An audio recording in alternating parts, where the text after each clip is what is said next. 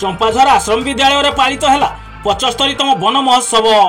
मयूरभंज जिला ठाकुरमुंडा ब्लॉक चंपाझर आश्रम विद्यालय 75तम वन महोत्सव पालित होईछि।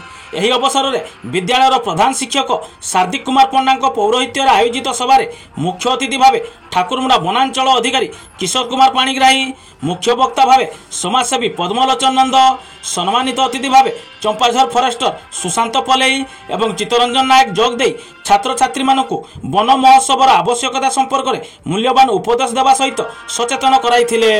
सभा शेष में विद्यालय छात्र छात्री, शिक्षक शिक्षयित्री एवं कर्मचारी अतिथि मानक सह मिसी विद्यालय परिसर मध्य एवं विद्यालय सम्मुख रास्ता पार्श्व वृक्षरोपण कार्य सामिल होइतिले।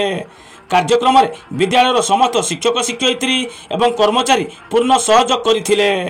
मयूरभंज ठाकुरमुंडारू शेख राजू को रिपोर्ट, एसआर न्यूज एक्सप्रेस।